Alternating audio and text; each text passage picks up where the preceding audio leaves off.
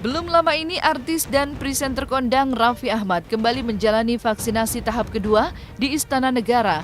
Seperti sebelumnya, kehadiran Raffi Ahmad menerima vaksin perdana mewakili kaum milenial.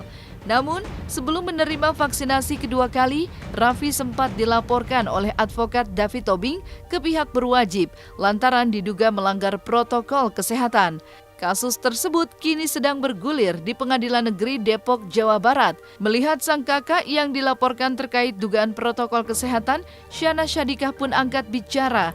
Ia berharap sang kakak lebih berhati-hati selalu menaati protokol kesehatan yang berjalan. Ya kemarin ikut menyaksikan juga Raffi dipilih jadi wakil milenial untuk divaksin pertama di Indonesia. Ya kemarin ya maksudnya nanti pas ini yang vaksin kedua lebih ngingetin harus lebih hati-hati aware karena kan udah jadi wakil jadi harus memberikan lebih contoh. Cuman mungkin kemarin maksud Raffi juga nggak gitu, maksudnya aku ngerti. Cuman ya jadi lebih lebih ini aja lebih dong harus terus melakukan 3M jangan sampai kelupaan. Kalau dari aku sih yang pasti nggak cuma aku, pasti semuanya dengan udah keluarnya vaksin mudah-mudahan pandemi ini bisa cepat berakhir dan kita semua juga bisa kembali beraktivitas normal lagi seperti sedia kala gitu, lebih bisa ya di tahun ini mudah-mudahan semuanya bisa normal lagi. Aku keinginan ada belum tahu tapi kalau ditanya pengen dan berani divaksin atau enggak, aku pengen dan berani.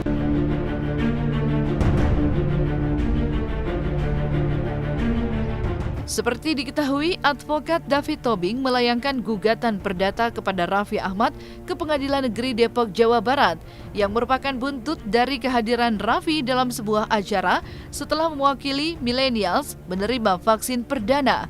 Kehadiran Raffi tersebut diduga melanggar protokol kesehatan lantaran tidak mengenakan masker saat berada dalam kerumunan.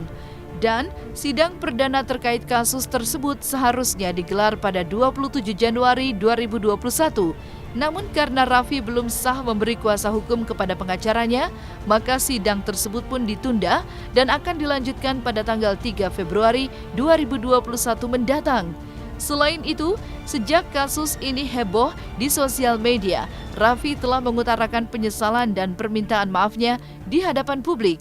Lantas, benarkah permintaan maaf Raffi dianggap penggugat tak serius?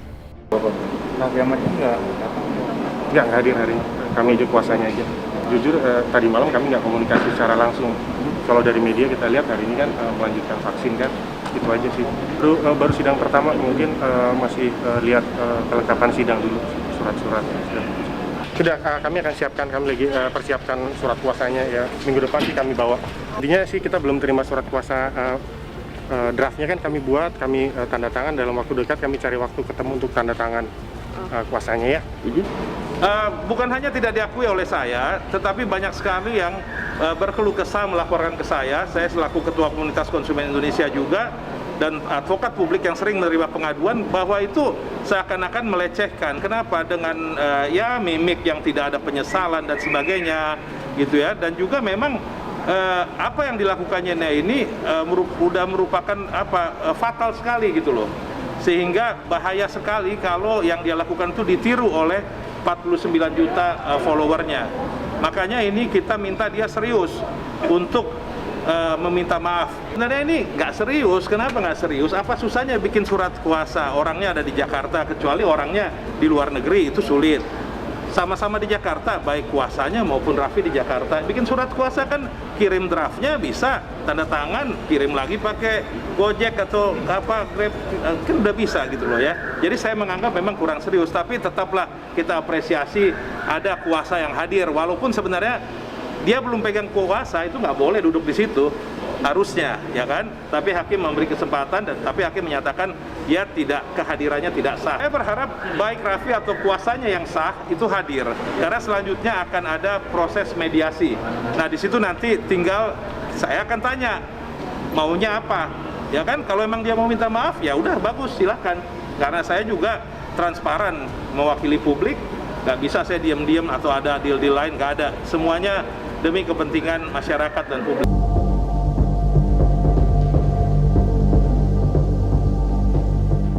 Sementara itu, menurut Syahnaz, sang kakak Raffi Ahmad tetap menerapkan protokol kesehatan yang ketat di rumah. Bahkan, setiap tamu yang berkunjung ke rumah Andara wajib mengikuti tes swab antigen. Lantas, seperti apa juga cara Syahnaz menjaga kesehatan keluarganya di masa pandemi?